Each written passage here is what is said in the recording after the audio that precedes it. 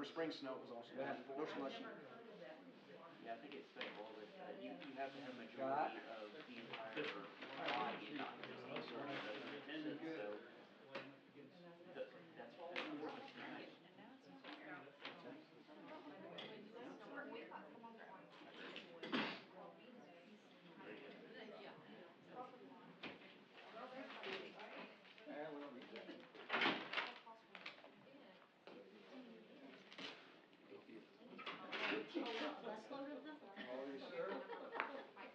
Watching basketball. 14-6 game or commercial break. Yeah. Well, you know, I got to see the first few minutes. Yeah. You doing all right yourself? Yeah. Yes, ma'am. I'm sorry. I've been boosted as well.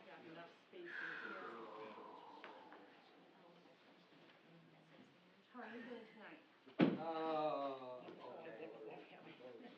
Okay. Sure, with all this technology moves, TVs are put together.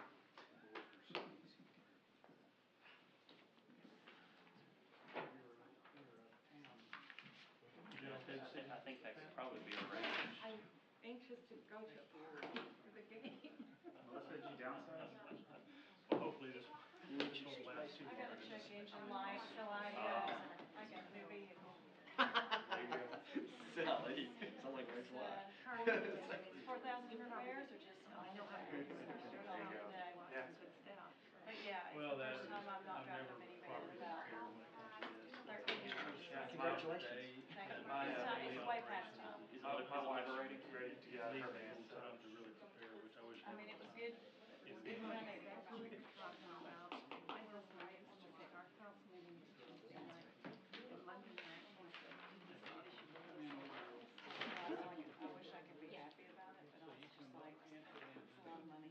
Yeah. Like, it's a nice car, but It's the worst investment ever. I mean, Especially these things are being divided and just poised to fall off a cliff and die. But I did. that, RVs, I got much campers. more for the broken down things than I would otherwise. Oh, yeah. I mean, so I can't really say much. Call to order the March 24th, 2022 meeting of the Maumelle Planning Commission. Do we have any announcements? Yes, Mr. Commissioner, just as an update in front of you, I'm sorry, in front of you, we've copied the reports that were generated after the actual packet went out, which were things that we thought we had to create within OpenGov. We're trying to automate everything, and we didn't realize how those items weren't in there, so we had to develop them. So they did come out on Monday whenever the electronic packet went out, but we copied those and put those in front of you. And then Jason has the announcements for activity this month. I'm not on. Is it not working? Oh, yeah, I'm getting a red still. Me too. Oh, okay, yeah. Cancel phones.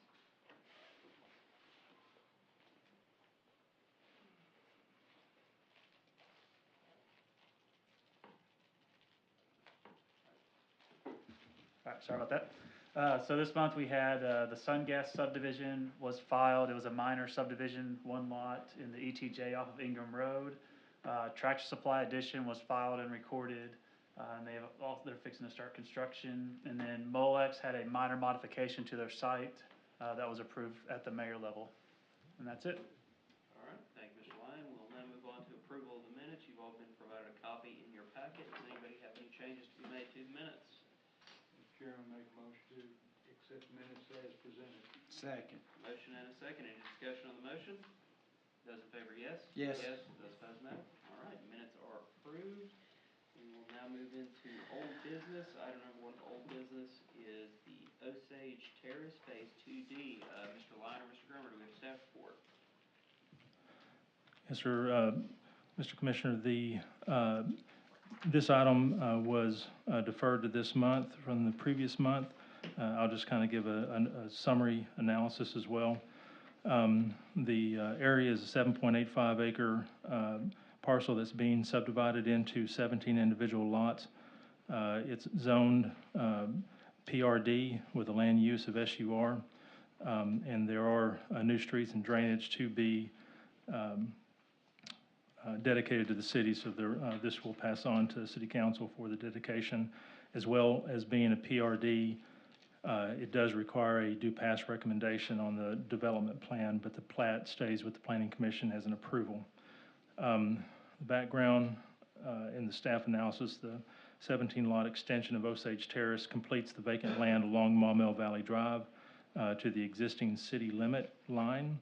Sidewalks will be extended along the northern lots connecting to the existing pedestrian network. Applicant has stated plans for road extension to the peninsula property are being worked on. The temporary turnaround at Lot 96 will need to be relocated upon build-out, and secondary access requirements have been deferred to future extensions per fire marshal comments. As far as staff comments go, again, on the city engineer, the preliminary plat and development plan is approved contingent on review and approval of the street and drainage plans by the city engineer. The fire department, the secondary access, there has been sufficient intent has been shown with past actions by Bottom Line Inc. establishing right-of-way to the peninsula and a recorded secondary access easement through Maumelle Country Club to allow an exception to the fire code to prevent no more than 34 homes total on this section of Maumelle Valley Drive and allow the secondary access as a requirement for future extension beyond Osage Terrace Phase 2. And then just for future reference, the secondary access roads must meet a minimum width of 20 feet and 75,000 pound capacity when they are built out. Public Works, their comments were a turnaround to meet compaction requirements for sanitation trucks. And again, if Lot 96 is developed, an alternative turnaround location must be provided at that time. Utilities have been contacted, and city planning comments include comments concerning open space requirements of 10 to 15% should be shown on the development plan, and then legal description needed some additional correction on the plat. On-site detention facilities or other appropriate and approved means to control the increased runoff from development based on a 25-year storm frequency shall be incorporated into the subdivision drainage plans. And then upon development or the grading work and pre-development, 2 copies of the stormwater prevention plan should be provided to the city.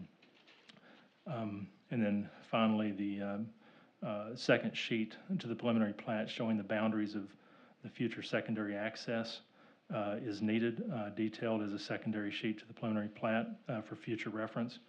And then on the final plat notes should include Osage Terrace Phase 2 secondary emergency access easement as described in the preliminary plat will be required with future extension, and then a note that no more than 34 homes combined allowed on Phase 1 and 2 of Osage Terrace until the secondary emergency access meets all fire marshal requirements. Staff recommends a due pass recommendation on the development plan, and staff recommends an approval of the preliminary plat contingent upon meeting all staff, city engineer, and planning commissioner comments. That's all. All right, thank you, Mr. Drummer. Any discussion from the commission? I've got a question. So, we're approving 17 lots. So is the 17 lots is inclusive of the 34 homes, or does that cover them so they can build? Are they going to be able to develop all 17 without the secondary access? So the 17 lots brings that section of Maumelle Valley Drive to a total of 34 houses when they're finished developing this. So the 17 is included in that 34. So in other words, they can do the subdivision without a secondary access, provided that no further extension or no further housing development beyond this point of the Maumelle boundary is done without a secondary access. Did I make that more complicated, or? No, I understand that. It just was not clear. Yeah, I have the same question, but you're saying that no further development. Well, this is the end of Maumelle. Could they not develop across into the other county? So the only other development at this point would be the peninsula. Now, there is the Star Farms, which is all within floodplain, and all of that would require filling in and built up above the floodplain level. We're not anticipating that ever to develop out, but if it did, then there could be alternative access points throughout the rest of the subdivision to access that, as well as here. But if nothing changes, then they don't have to have a secondary access. That's correct.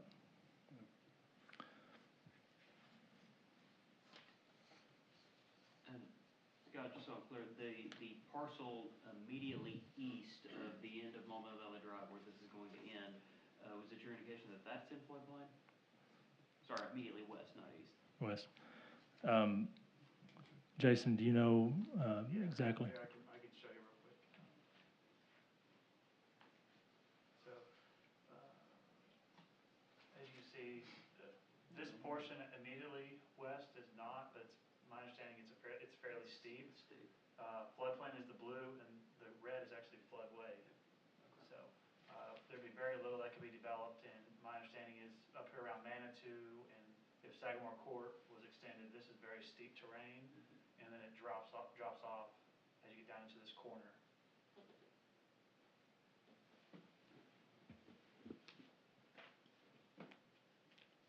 Further discussion, questions?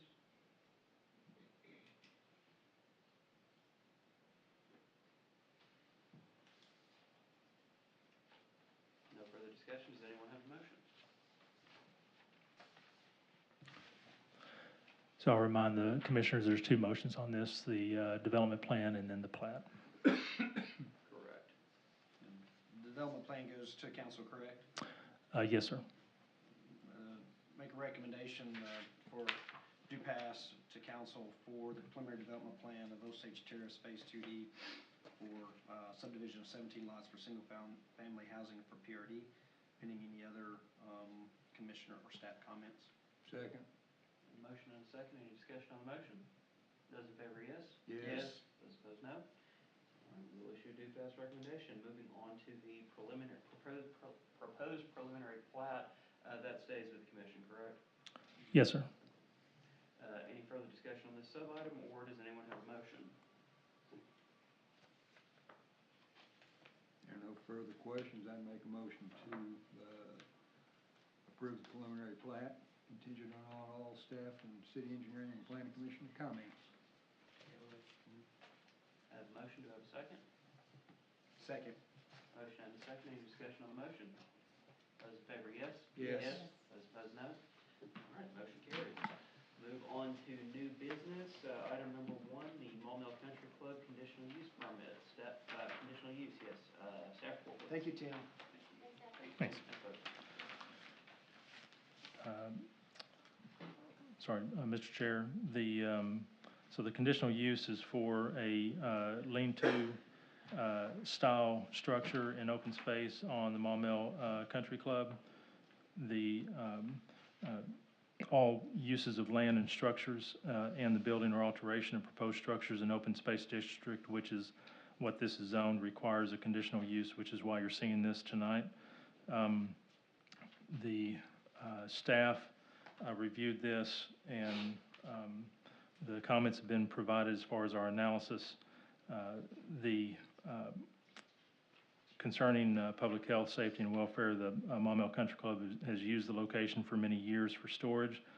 So the proposed use appears to be designated and located so as to protect the public health, safety, and welfare by providing a location for delivery of materials away from the general population of golf cart services. Section 9441 includes the set-aside of open space for aesthetic reasons to protect the public health, safety, and welfare of surrounding property, with aesthetic reasons were cited as the complaint of the erected structure originally. Concerning the compatibility with surrounding property and adverse effects, aerial photos dating back to the 1990s suggest the Maumelle Country Club has used this location for deliveries of sand and other natural materials, but not equipment or maintenance supplies. In 2018, a 6-foot fence appeared along with the appearance of outside storage of other types of supplies and maintenance equipment, and now the erection of the lean-to for the purpose of storing sand and other supplies out of the elements. The additional of the privacy fence and lean-to in the absence of natural buffers do appear to have an adverse effect of the aesthetics of the location in relation to surrounding homes. Number 3, the proposed structure is a listed use under section 94-494, as it is associated with and incidental to the operations of Maumelle Country Club. Staff proposes additional landscaping be provided to buffer the current use and return the area to a natural setting as previously shown by providing a landscaping plan to be staff reviewed and approved, indicating sufficient tree plantings comparable to surrounding trees that will act as a natural buffer and accomplish the desired protective and aesthetic effect over time. Everything else appears to be in compliance. Staff recommends a do pass recommendation to City Council contingent on meeting all staff, city engineer, and planning commissioner comments. That's all. Have there been any more public comments? I'm sorry, yes, sir. My apologies. We have had, and just as a overview, it is open space, zoning, and land use.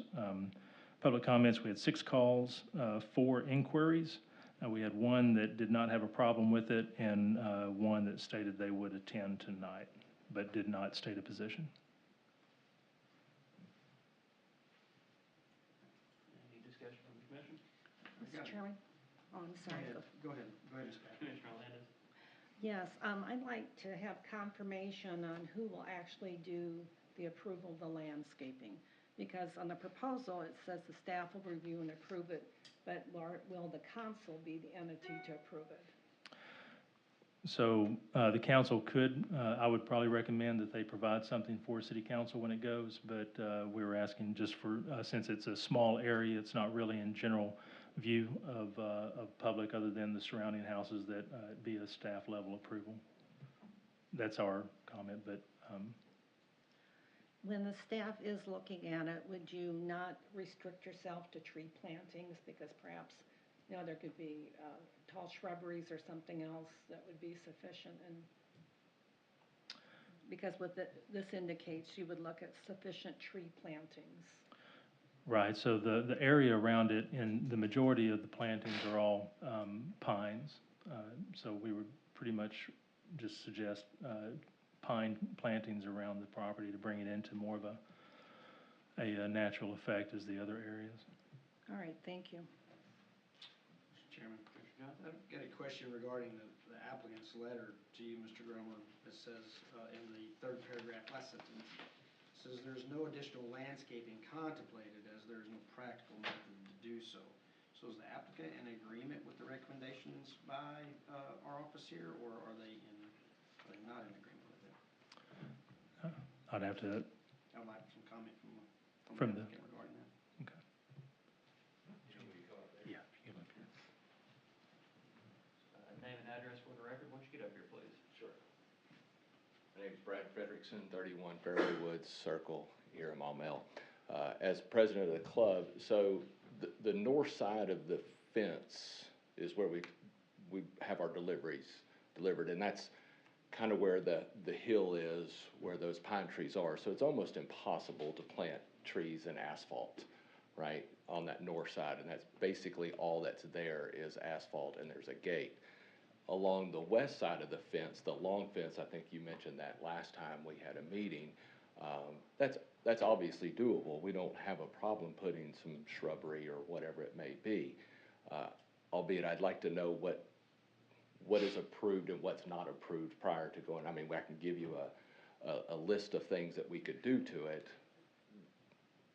but again, I don't know what you're looking for, right? The aesthetics of the fence was put in simply because I didn't like looking at all that stuff when I went and played golf, quite frankly. So we put the fence up to hide all of those materials and things.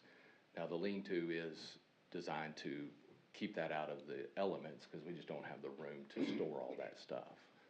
But again, I don't have a problem putting something along that west side, but the north side is virtually impossible. It's all asphalt. Was the, Mr. Gromer, was the complaint or the one that opposed it, can you tell me which direction that residence was? I believe it was to the west. So in providing landscape to the west, take Yeah. care of this issue. Yeah. No, no problem. I don't have an issue with that, no, sir. Okay, all right, very good. I do have a question. Yes, sir. On the pictures that were submitted, it shows that there's a lean-to looking structure there right now. Yes, sir. Is that the structure you're talking about? Yes, sir. So you built it before you asked permission? Had no idea we needed a building permit. As a matter of fact, it came from the Maumelle Water Department property, and when that person bought that property, they gave that to us. Had no idea that it needed to be building permit or anything like that. Now, what are you gonna be storing in there? I'm sorry? What are you gonna be storing in there? Basically, it's all our fertilizer, chemicals, stuff like that, sand, gravel, the things that we use all the time. Possibly some equipment. We have some new equipment that we need to store somewhere. Are you going to try to enclose that somehow? Because if you got sand and gravel in there, wind's blowing, it's gonna blow right through. No, the fence keeps it from doing that. On the, I guess it'd be the south side of it, that's the road, our maintenance road, so there's no way to close that off. And I believe they've stored sand and gravel at this location even without a fence for many Forever. years Yes, before, sir. so. What they've done is more trying to conceal, Exactly. the additional equipment that they use. Well, and it's an eyesore to see sand and gravel just laying there. But I will say, which I drove out there and actually went and walked around the entire thing, they painted the fence to match the bunker that is there, so it does blend fairly well. I think the only concern was the metal canopy The sticking lean-to. over so that's where, and I think on the west side it would be appropriate a few plantings just to give it a little bit more camouflage. Not that, it will not completely conceal that, but it will give it a little bit more natural buffer effect.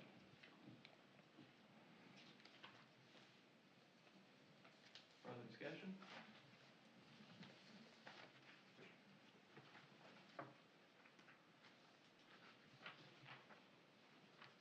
Hearing none, does anyone have a motion? And this is a motion for a due pass to city council, since it goes on to city council. I've lost my agenda.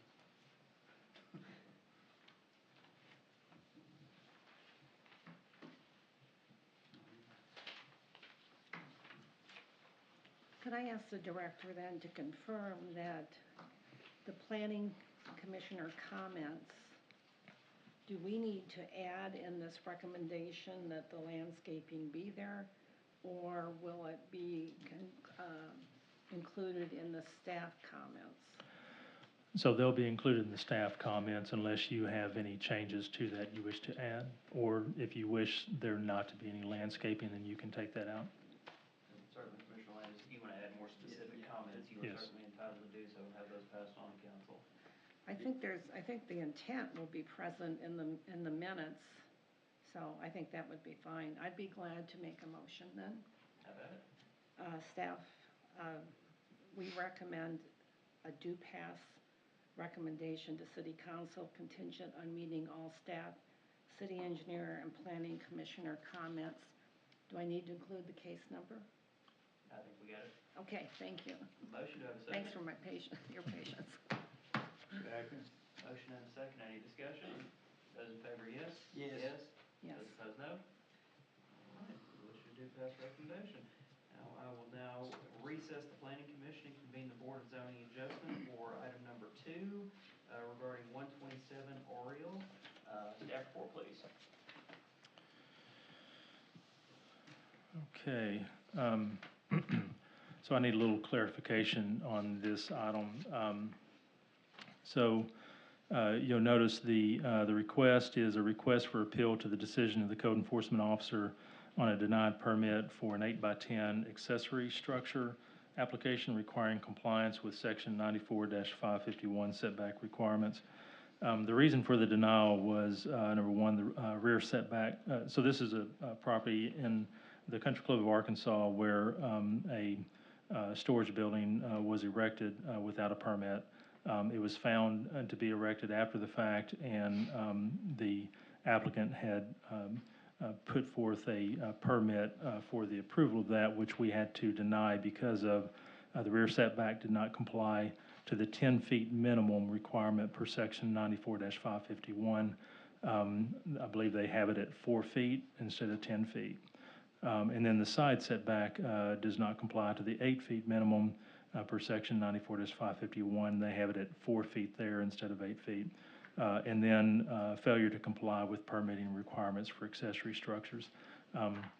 The applicant had actually communicated with our department back in April of 2021, which we did provide several email communications on that. And in clarification of that, one of the emails did state that our staff had told the applicant that 10 feet would be required in the rear setback, and the communication to staff was that they could comply.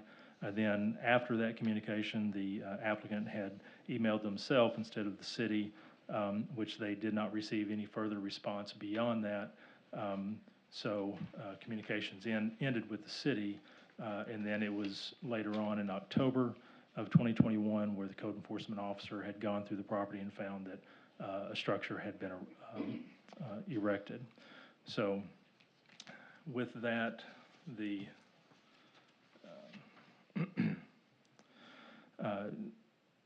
what you're doing tonight is you're making a motion on two things. The first thing is the request for an appeal. The letter that you received from the applicant was a request for a variance to the section.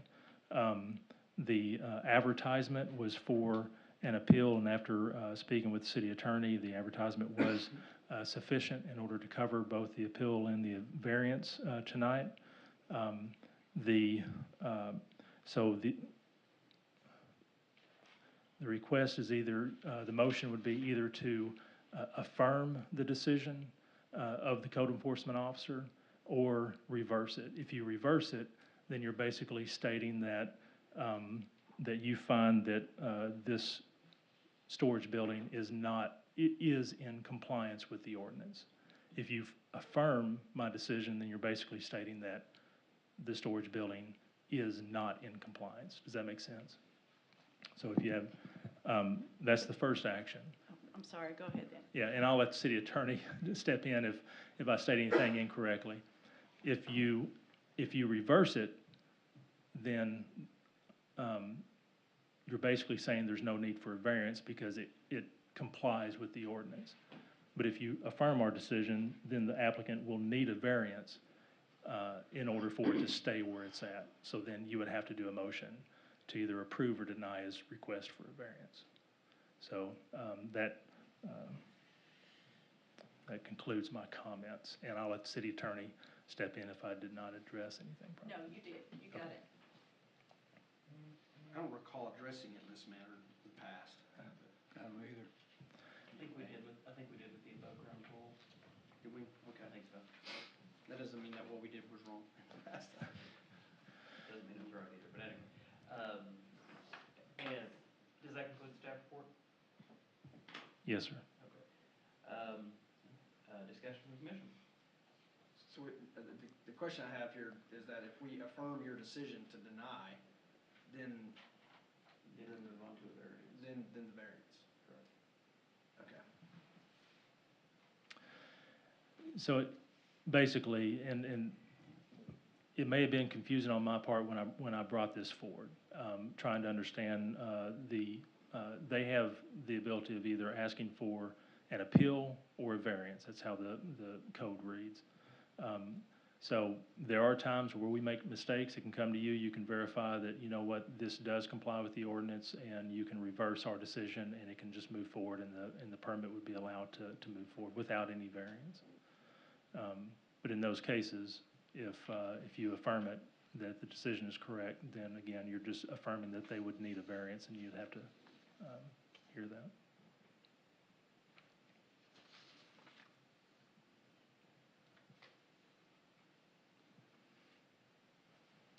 Mr. Grummer, just, to help me out to remember, and I know that you haven't been here forever, but these have come up in the past. How many have we ever granted? You know? Concerning residential storage buildings on Yes. residential properties? Yes. I am not aware of any during my tenure. Craig, you I remember don't anything prior? recall. The pool was, I think, the above ground, we made him move it. Yep. And then we had one in the ground that, was in the easement, and we made him clear, and we let him, obviously the pool was constructed in the ground. Right. I believe you made both of those, all of them comply with the requirements of the ordinance. I think we may have him replat too, I don't know, can't remember. Which is the in-ground pool is a little bit different than a shed that we It see was all over the a little time. bit. It was over a little bit. It Yeah. wasn't over a Yeah. whole lot. I believe it was an easement, not a setback. Yeah, I can't remember. It had, something triggered, but it wasn't as severe. I believe it was a drainage easement, but regardless, it was something. Well, I wouldn't think that you would have too many of these coming in front of you for storage structures in the rear yard. We do. Because of another reason, because of, you have bills of assurance that No. handle it privately. The biggest issue is the permit process, is that they just don't get a permit. Yeah. And then we deal with it after the fact. And I that's- would say 100% of the time that's the case. Yeah. And that's sad then, when you have a property owner who spent a great deal of money I agree. without going through the process to find out it won't work. Yes, ma'am, I couldn't agree more. I mean, but it is what it is, and over the years, you'd be shocked at the number of this happening. Even when a contractor has been employed who ought to know, Often when a contractor. Yeah. yes, ought to know that they have to pull a permit, they don't, and we have to deal with it after the fact. And it's unfortunate, well, we have to tell the property owner. I mean, So I think the approach that we're taking tonight gives more options to the property owner. He's or she still may not get the answer they want, but having the appeal come first and then the variance, I think, is generous.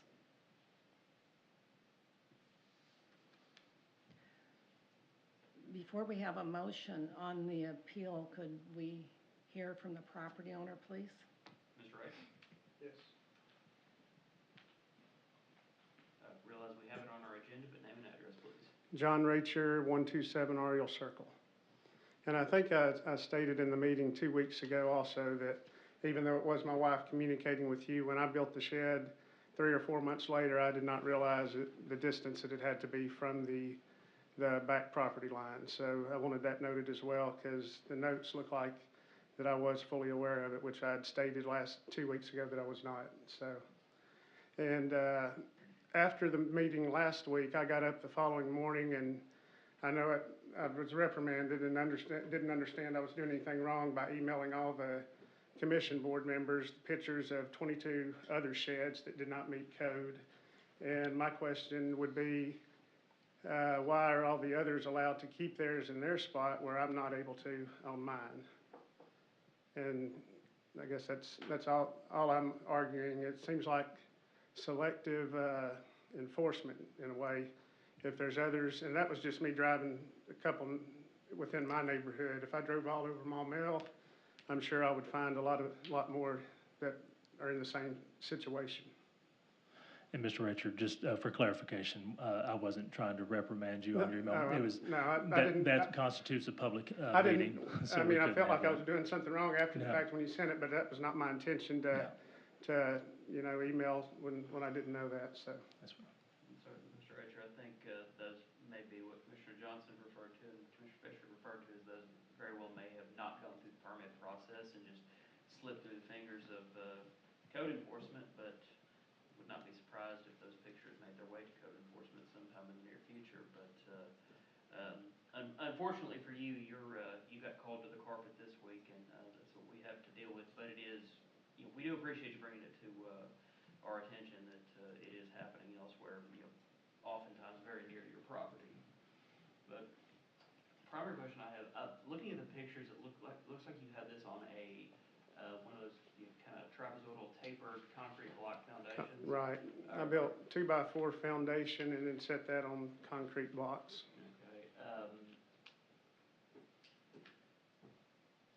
How permanent is this location? How easy is it to move?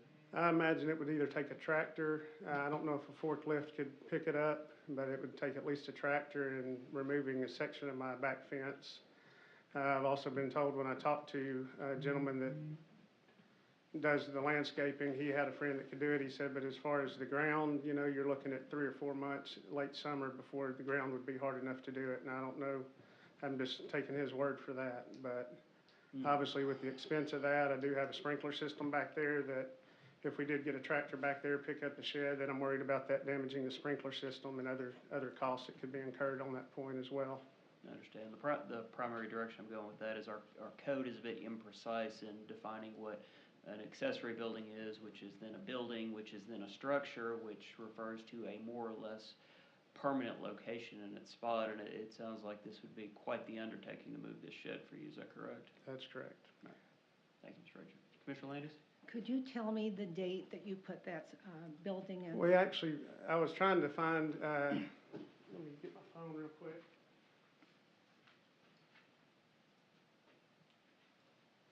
I was going back to a text when I reached out to my brother and brother-in-law to come help me build it, so it may take me a second to find that again. While you're finding that, I'd like to ask you a question. So regardless if it's a permanent structure or deemed permanent, a permit would still be required. That's correct, yes, sir. Well, I think that might go into that as well, as to, I don't know if you need a permit if something is not a structure, which is then not a building, and it gets this nice chain reaction of things, but I mean, I think. It was the first week of August, and then we finished it up on, I believe, August 21st weekend. So this was August of last year? Yes, ma'am. Okay, and the reason I asked that is I took the time to look at all the emails that went back and forth, and then I put them in chronological order because it was a little bit confusing. And so prior to you having this built, you were told it had to be 10 feet from the back property line, and that was on April 19th. That was my wife, yes, ma'am, that was told you that. ever- And I let her handle all that stuff, and that's why, you know, when she sent it back and didn't receive a response, we thought Lydia wasn't being responsive, and come to find out, when I went back and asked my wife to send me that email, she had replied to herself as opposed to forwarding it to Lydia. So, you know, we just thought we didn't hear anything back on that. Well, if you didn't hear anything back, is there a reason you chose not to make another phone call or visit before you did this? No, ma'am, there's not a reason. I thought, you know, when she had applied for it back in April, that everything was good, and that's as much my fault, I guess, for not asking more questions to my wife when she was in charge of that piece of it in the front end. So you've indicated it's going to be great expense and trouble for you to remove this. How much trouble was it? Was it built on site or was it constructed? It was built on site. It was built on site. My brother and brother-in-law came over and helped, and it took us 2 weekends, working pretty much all day Saturday and half a day Sunday.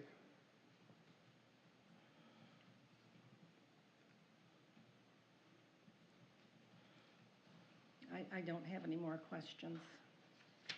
Thank you, Commissioner. Further discussion?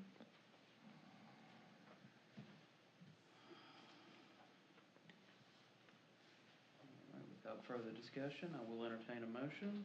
I'd be glad to make a motion. In regards to the appeal, And just as a procedural point, is something that may apply here, the motion needs to be in the affirmative. So in this case, it would be a motion to overturn the permit denial. Is that correct, Madam City Attorney? Affirm. It'd be a motion to affirm the, well, We shouldn't have to. well, I'm sorry, so my decision was to deny. If you wish to be in the affirmative of my denial, then it would be a motion to affirm the decision. No, I don't think that would work. I mean, the status quo is that the permit was denied, so if we made a motion to affirm and one of us dissented here, then one person could effectively overturn this thing. I see what you're saying, correct. So I think it would be, we need an affirmative motion to. Reverse, To reverse, yes. to reverse the decision. we're not talking, we have an appeal in front of us, and that we would either, the ordinance says that we would either affirm or reverse in whole or part the decision. I think what the chair is saying is not to confuse the commissioners, that when you're making the vote, as long as the commissioners understand what they're voting for.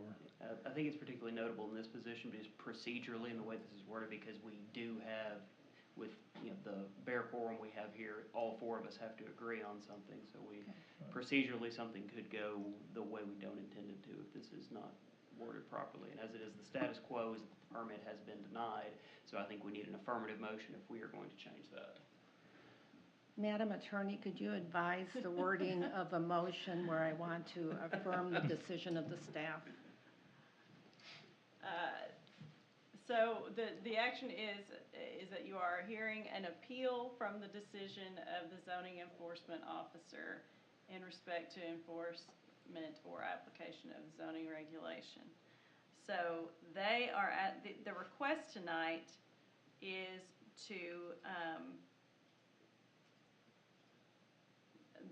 trying to think of the opposite of appeal, or the opposite of. Because after this vote, there'll be another vote on, Right. So- there he's could be asking another you- vote on a variance. His request is asking you to reverse the decision, right, of staff.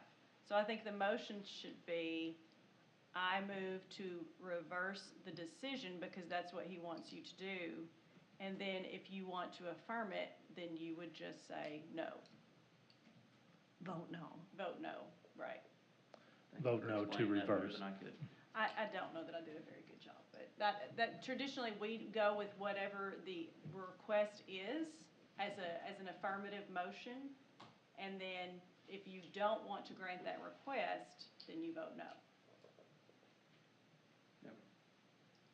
Clear as mud? It's a request for appeal to the decision. So he's asking you to reverse the staff's decision. Yes is in favor of reversal, a no is denying the reversal. I'm not willing to make the motion then. Well, I'm not. I don't want there to be any confusion about what my intent is. So I'll wait. Well, let's see here. Let's see what we got. I'll make a stab at it here. I don't, like I say, I don't remember this being this difficult before. I don't remember doing it, but anyway. So, and this is, I guess we're looking at an updated one because this was, is this one on? Anyway, so I will make a motion, to approve the reversal of the variant, or a reversal of the position of planning staff to deny the permit. Very good. Do I have a second? Second. All right. A motion and a second. Any discussion on the motion? Those in favor for reversing the denial of the permit, yes. Those opposed, no. No. All right. The reversal will not be granted. We'll now move on to the variance on the same issue. Do we have any further discussion from the commission?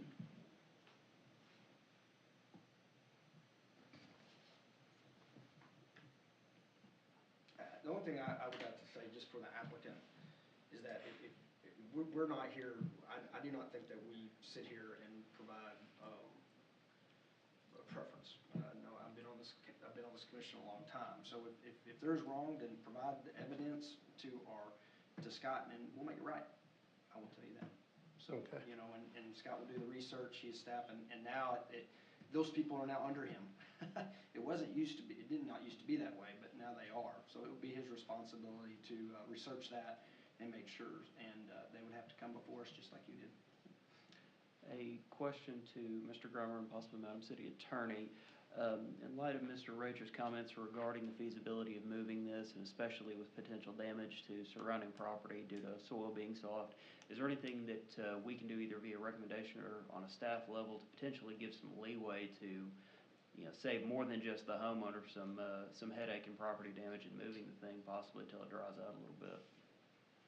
I would think that would be appropriate myself.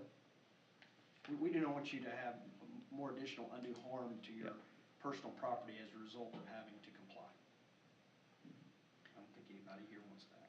Well, we have the ability to impose conditions in granting a variance. Certainly, we can be creative and impose a condition on a denial. So would that be a condition of a variance until the summer? I don't wanna really condition it, well, Yeah, I think Scott will be fair.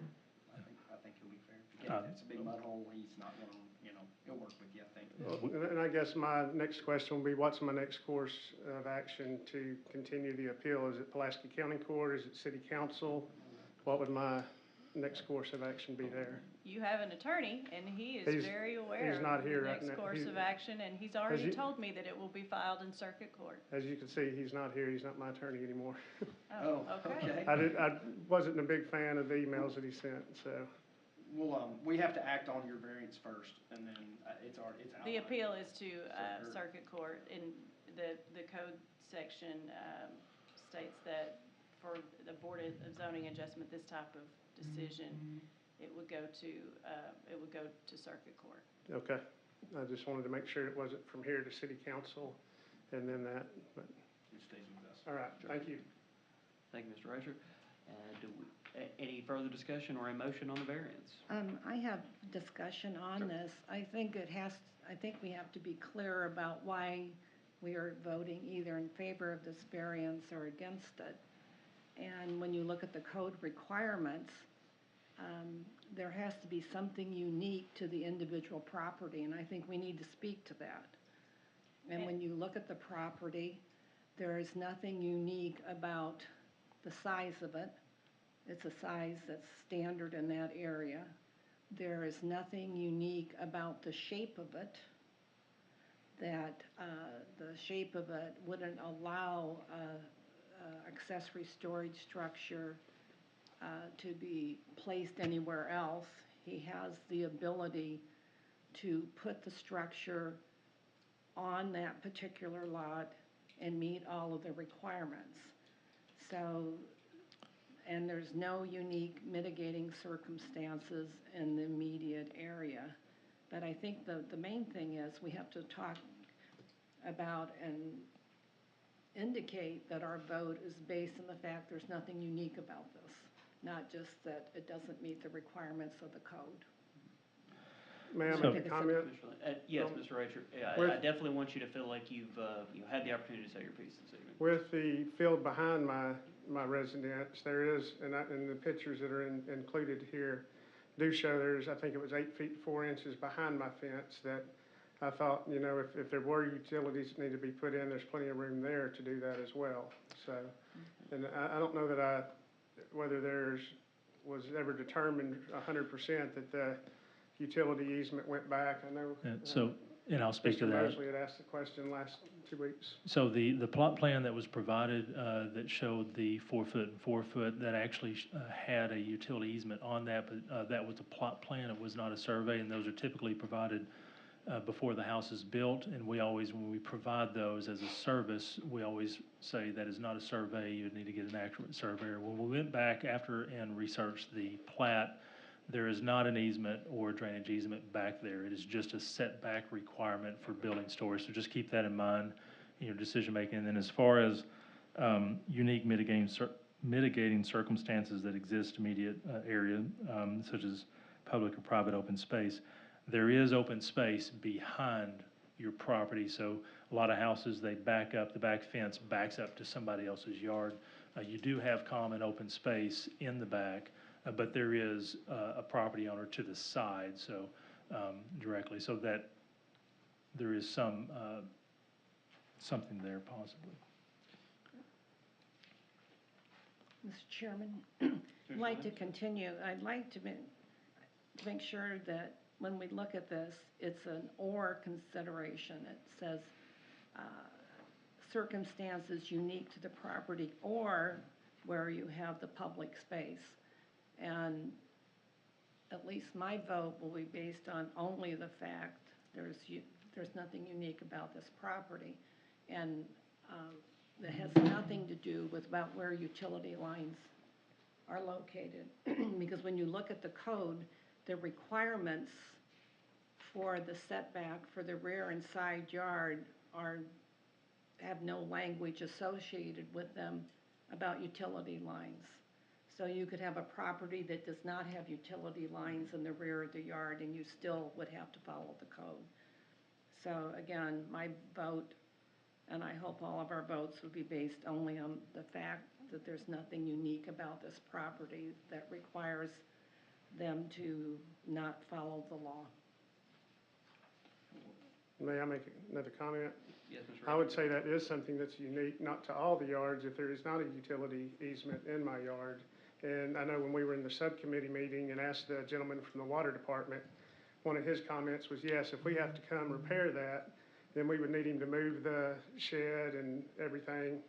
And if that's no utility easement on my land and they're not gonna have to come on it, I think that should be in consideration as you make the decision.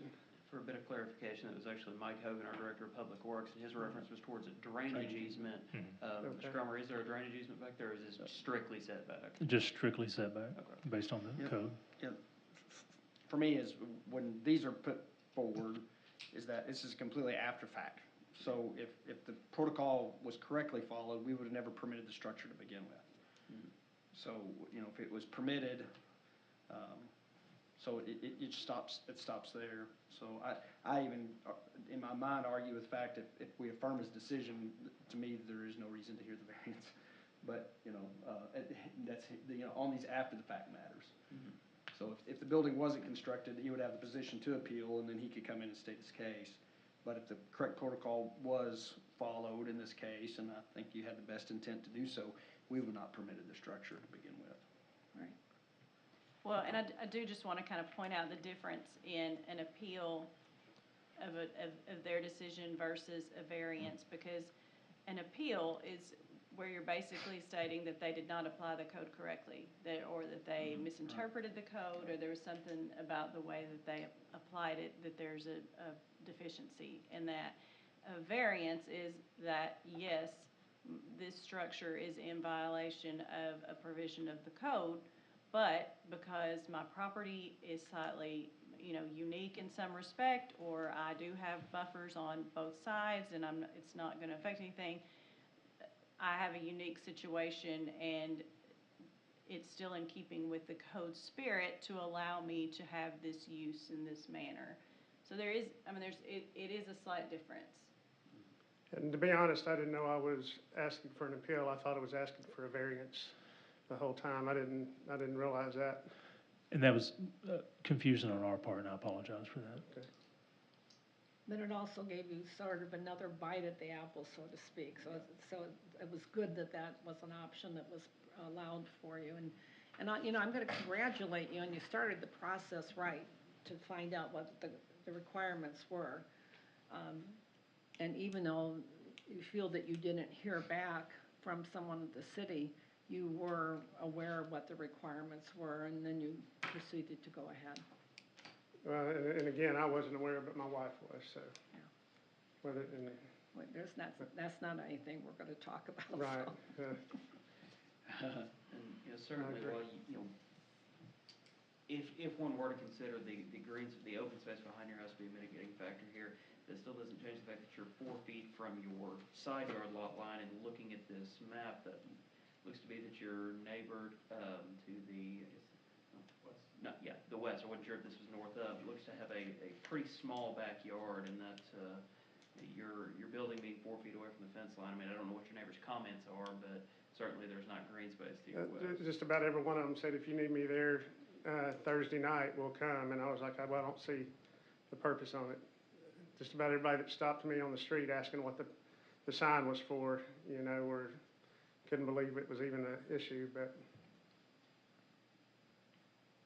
Well, it's unfortunate, but it has been an issue all the time. And like I said, you know, 9 times out of 10, it's when somebody who is licensed to do and put these up, they ignore it. And they just go ahead and do it and hope they get away with it. Yeah. And as you've noted, you walk around, yes, you can drive around and see tons of them. Unfortunately, we don't have the code enforcement staff to go and start from day one and get every one of them. And then we've got to figure out, okay, with as long as the city's been here, which one of them would be grandfathered before the code came into place? Can I ask when the code did come into place? No. Good question, I don't know. We can go back and look at the actual ordinance number, but I would imagine it's probably pretty old. Some of the codifications happened in the 80s and 90s. This has been here as long as I've been on commission. I think I've been on commission damn near 20 years. I call the question, Mr. Chair. Would, all right, can you make that in the form of a formal motion? Yes, motion, call the question. All right, I have a motion and a motion, do I have a second? All right, this would be a motion to grant the variance to section 94-551 to allow a reduced setback. Do we have any discussion on the motion? Could the motion be restated to make sure it says the setback for rear and side and not front? So move. Thank you. Have a new second? Second. All right, motion and a second. Any further discussion on the motion? Those in favor of the variance, yes? Those opposed, no? No. All right, variance fails. Mr. Racher, again, thank you for Thank you. coming forth this evening. All right, I will adjourn the Board of Zoning Adjustment and reconvene the Planning Commission. Move on to item number 3, the Reserve at Country Club. Staff report, please. Mr. Chair, this is a 42-acre parcel that is at the very end of Country Club Parkway on the north bordering the bayou. The property is, it's zoned PRD, land use of SUR, with having 26.7% open space. They're proposing a total number of 141 lot subdivision, being single-family development with internal pathways in lieu of sidewalks along the street. They're proposing a phased development. So what you have is basically you would be approving the preliminary plat for the entire development, and then they would come forth with a phase 1 final, and they have multiple phases, and the further phasing would be final phase, which would be staff reviewed as well. So in these situations, as long as nothing significantly changes between the final and the preliminary, then it can be staff approved, as long as they meet the schedule which is provided on the development plan and the plat. If they do not conform with the development schedule, then they have to come back for approvals. Staff comments include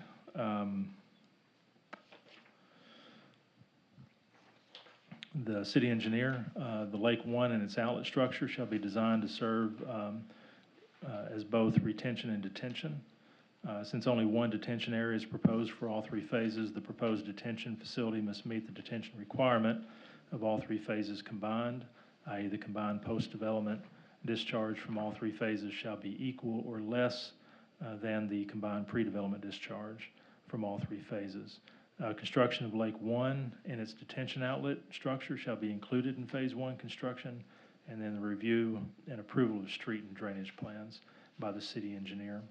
The fire department, their comments included emergency access to DeVoe 2 must comply with access requirements prior to DeVoe 2 being built. If you remember, the DeVoe 2 preliminary plat that was approved by Planning Commission did have a contingency for secondary access if they were not to be sprinkled. So this would actually provide a secondary access to DeVoe 2 development. And then the final phase 1 will have to show the secondary access as part of its construction due to the number of lots exceeding 30 in phase 1.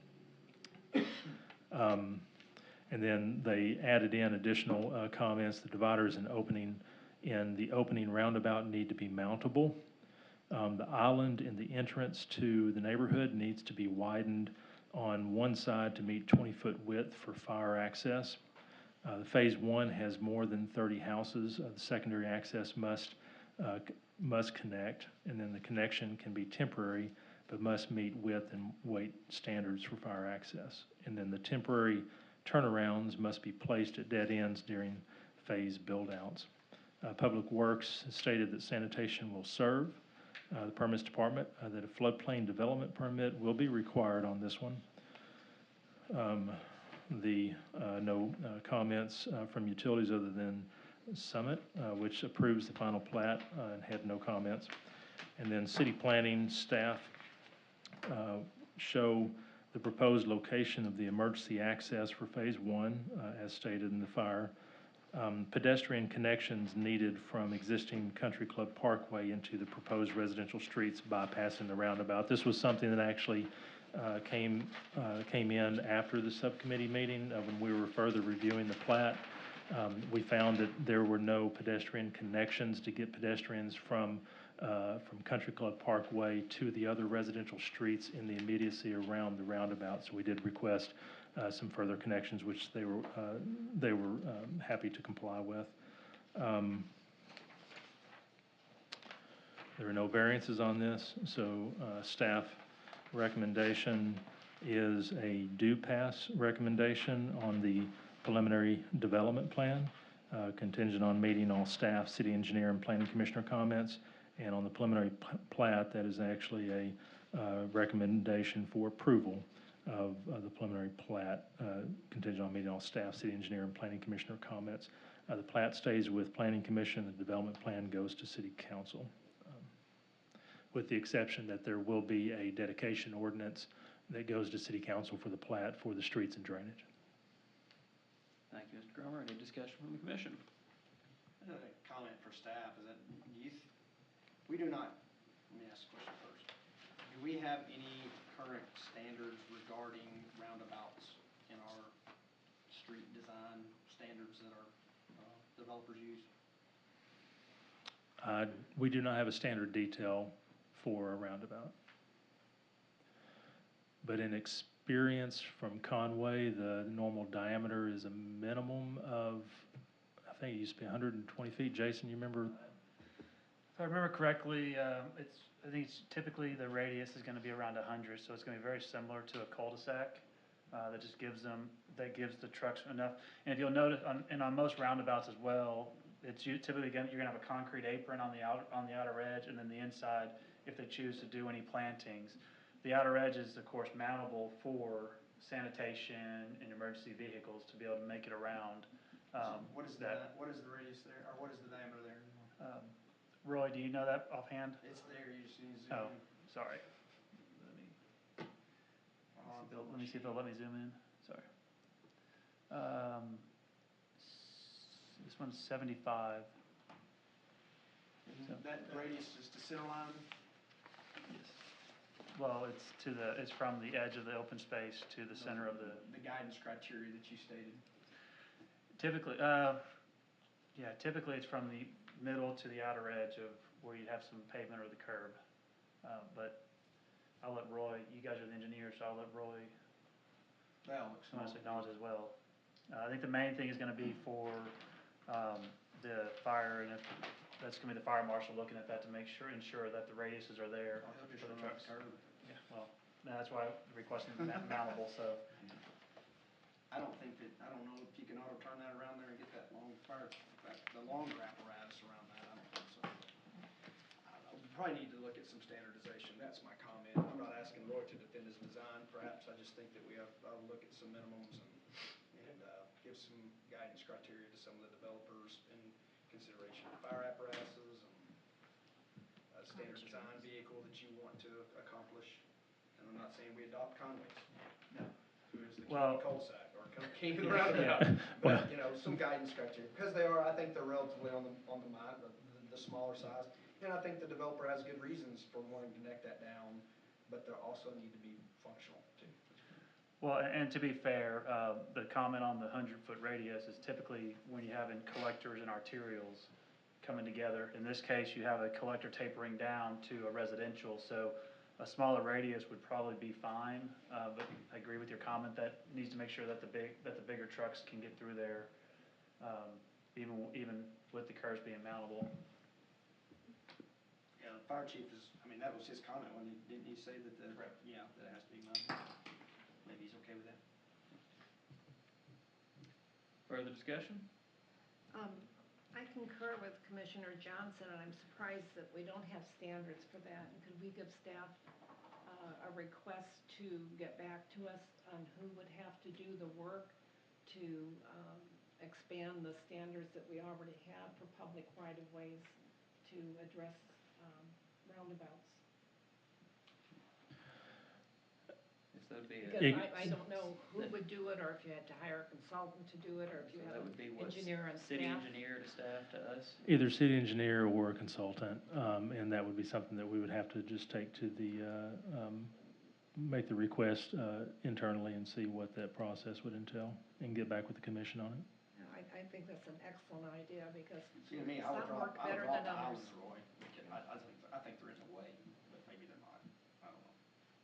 But not stripe them, but I'm not the designer, and I'm not saying I'm picking at it, I think it's a little small. And I've thought others as well, and there's several in the city that are too small too, for that matter, so, as far as functionality. Further discussion? I make a motion to approve. Preliminary plat. All right, there's a motion to approve the preliminary plat in a second. Any discussion? Those in favor, yes? Yes. Those opposed, no. All right, now have the preliminary development plan still on the table, and that is a recommendation to council.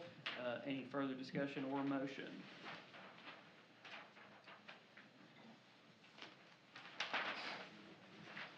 Make a motion for you pass the city council, or the, which one are we doing, the plat?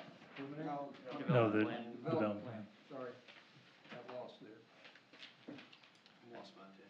I have a motion. Do I have a second?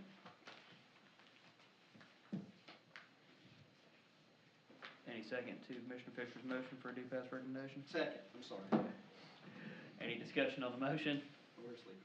Those in favor, yes? Yes. Yes. Those opposed, no. All right. Hey, Mr. Chair, I'm sorry, who seconded the motion on the preliminary plan? I didn't catch that. I made it. It was Fisher? Okay. Commissioner Johnson and made then the Fisher. motion. Commissioner Fisher seconded it, Okay. and vice Thank you. versa for the, Before we move on to the next, can we get an update on the score? 43-40. 43-38, 13 minutes left in the second half. In the second half? Yes. We had a 3-point lead in halftime. Really? Yeah. Wow. I say we, I'm presuming we don't have a bunch of Gonzaga fans here. Okay, we gotta hurry. All right, let's move on to item number 4, the zoning map update. Mr. Chair, and we can move through these pretty quick. I won't elaborate too much, other than zoning amendment requests are made throughout the years, and those are, when those are approved, they go through, and historically, the city has provided an ordinance adopting an updated zoning map, because the map was provided by a third-party entity. We are able to provide updated maps now internally, thanks to Jason and his GIS skills. So he's done a great job here. So what this is just a motion to update the zoning map to all the previous amendments since 2018, the last update. Quick staff comment, Mr. Chairman, if you look, hopefully the color for the PRD meets your standards, and they're good for you now? Yes, they are. So they don't clash I anymore with other appreciate the ones? additional contrast.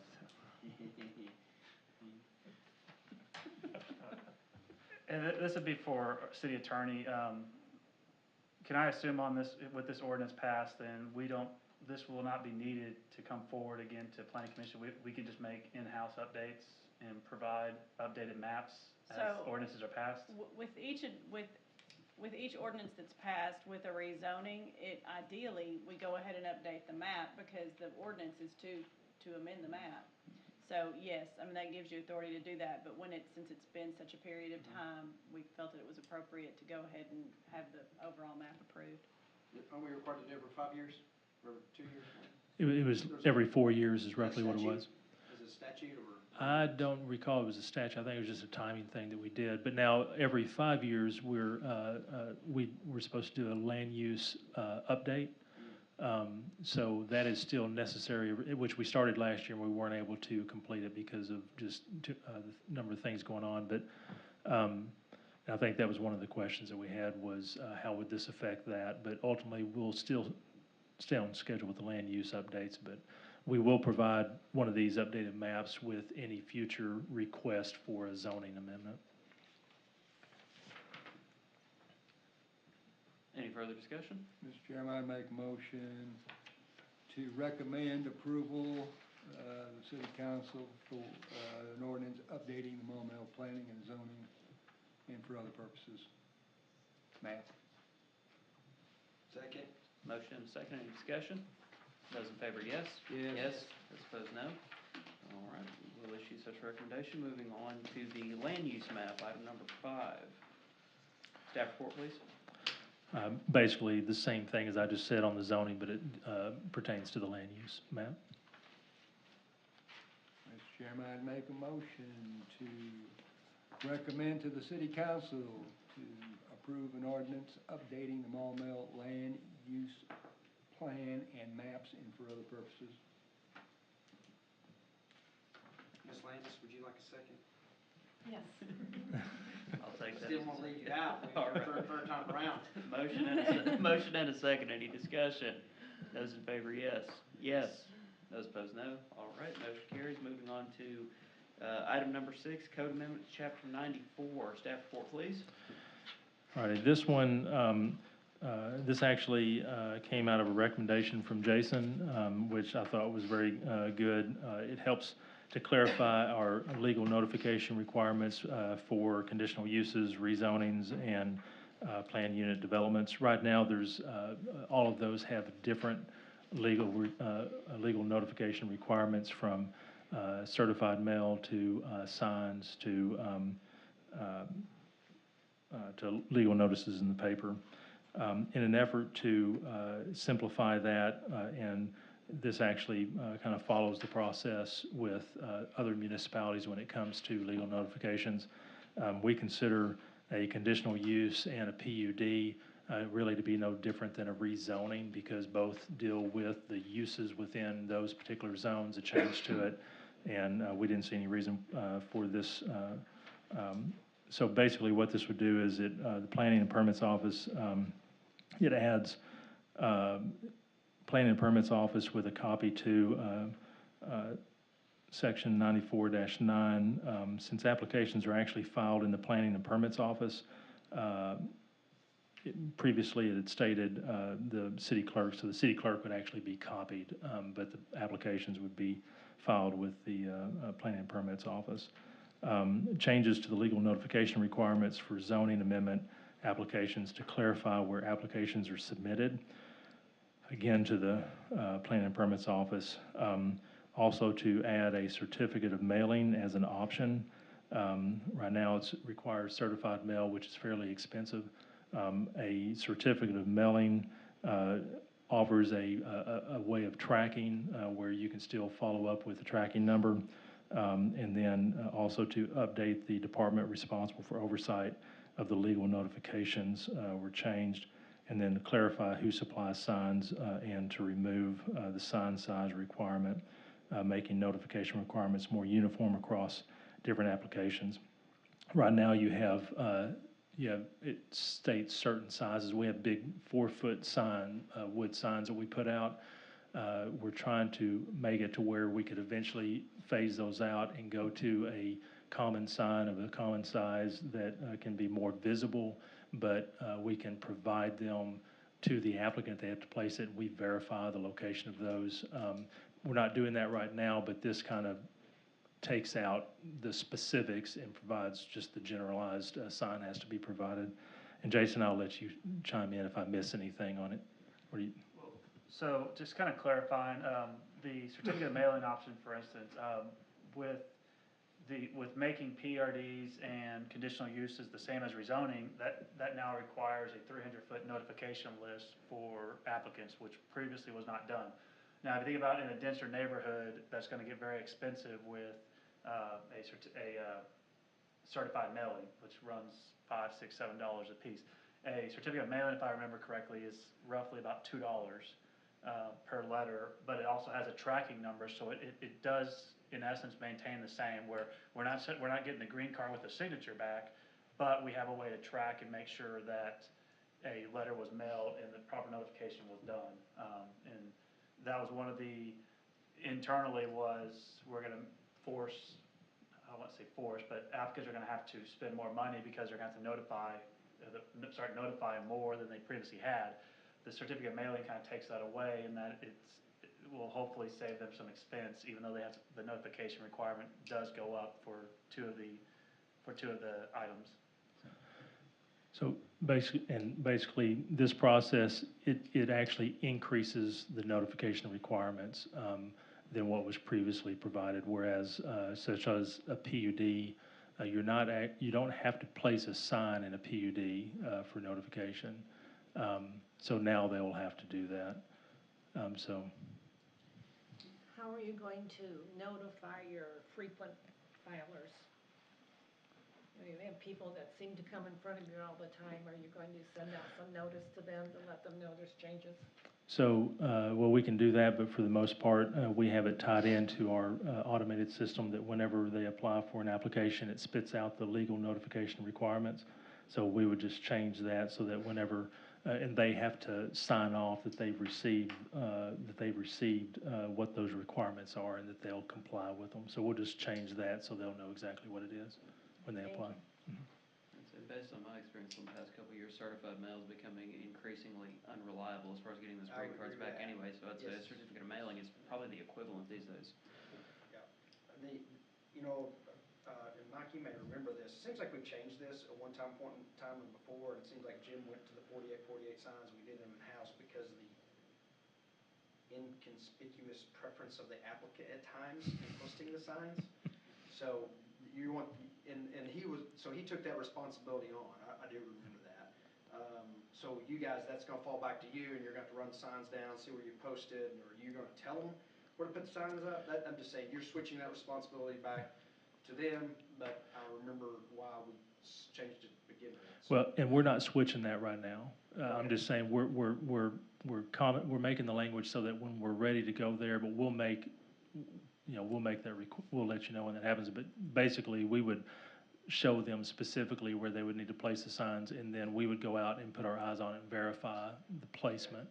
I think that's why you did it, because you got tired of hassling with them, telling them to move it. Right.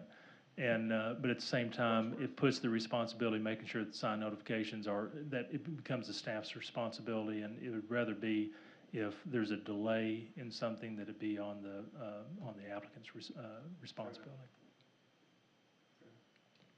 Further discussion? Mr. Chairman, I make a motion to pass on to the city council the recommended change in ordinance amending the multiple sections of the Maumelle City Code to change the method of notification of real estate property uses and for other purposes. Motion, do I have a second? I'll second. Any discussion on the motion? Those in favor, yes? Yes? Yes. Those opposed, no? All right, motion carries. We'll now close the public hearing and move on to liaison reports. Council meeting from March 7th, Commissioner Johnson. Pretty light. So, a lot of activities on the path. So, amending the city code regarding grading, which was ordinance 1052, came before us. It is on its third reading. Well, as of March 7th, it was on its third reading. No, it didn't have any action on any of them. And then ordinance to establish right-of-way standards, which came before us as well, too. It was tabled. I guess Energy made some smoke on that, and I guess going to discuss with Energy to come to some conclusion. Good luck. And then on the resolution for the preliminary development plan for DeVoe Phase 2, it passed. All right, thank you, Commissioner Johnson. Moving on to March 21st, Commissioner Landis. Yes, the city council concurred with our recommendations, and on the issue of grading, there was two motions. One was to amend the ordinance, and then the second was to adopt the ordinance. All right. Assignments for this coming month, April 4th is Commissioner Smith, and April 18th, Commissioner Fisher. Anything else? Motion to adjourn. Okay, go home. Do I have a second? Second. Motion and a second. Those in favor, yes? Yes. Yes, we are adjourned. Score. 3-point lead.